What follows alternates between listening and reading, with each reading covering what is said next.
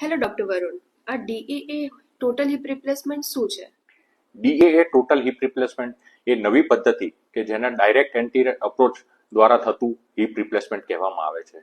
ડીએએ અપ્રોચમાં heap જોઈન્ટને આગળના ભાગમાંથી બદલવામાં આવે છે કે જેમાં સ્નાયુ અને માંસપેશીઓ કાપ્યા વગર સાંધો બદલવામાં આવે છે. આ એક નવી ટેકનિક છે જેમાં રિકવરી રેટ ખૂબ જ ઝડપી હોય છે. તો ડોક્ટર, આ સર્જરીના ફાયદા શું છે? આ સર્જરીનો મુખ્ય ફાયદો કે જે મિનિમલ ઇન્વેઝિવ ટેકનિક છે, જે કન્વેન્શનલ મેથડમાં જે કાપાની સાઇઝ હોતી તેના કરતાં આ અડધી કાપામાં આ સર્જરી સંપન્ન થઈ જાય છે. બીજો, આમાં બ્લડ લોસ ખૂબ જ ઓછો થાય છે.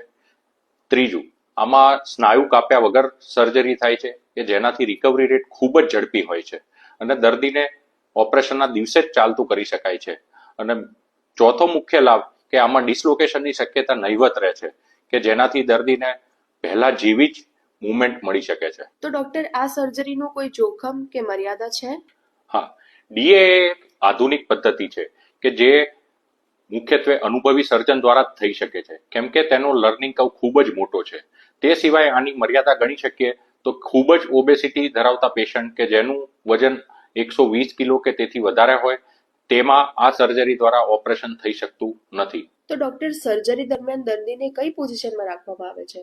આ સર્જરી દરમિયાન દર્દીને સુપાઇન પોઝિશનમાં રાખવામાં આવે છે કે જેનો મુખ્ય ફાયદો એ છે કે જેનાથી સિયામ દ્વારા એસિટાબ્યુલર કપ પોઝિશનિંગ આરામથી જોઈ શકાય છે કે જેનાથી રિઝલ્ટ સચોટ અને સારું મળી શકે છે. તો ડોક્ટર, ડીએએ હિપ રિપ્લેસમેન્ટ શા માટે વધુ પોપ્યુલર છે? ડીએએ હિપ રિપ્લેસમેન્ટ એ એક એડવાન્સ પદ્ધતિ છે કે જેનો રિકવરી રેટ ખૂબ જ સારો છે, જેમાં દર્દીને નોર્મલ સાંધા જેવી જ ફિલિંગ આવે છે તેમજ તેમાં ડિસલોકેશનની શક્યતા નહિવત હોવાને લીધે આજના સમયમાં તે સૌથી વધારે પોપ્યુલર પદ્ધતિ છે. તો ડોક્ટર, ડીએએ સર્જરી પછી દર્દી જમીન પર પલાઠી વાળીને બેસી શકે છે?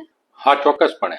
ડીએએ હિપ રિપ્લેસમેન્ટ પછી દર્દી 10 થી 15 દિવસની અંદર આરામથી જમીન પર પલાઠી વાળીને બેસી શકે છે.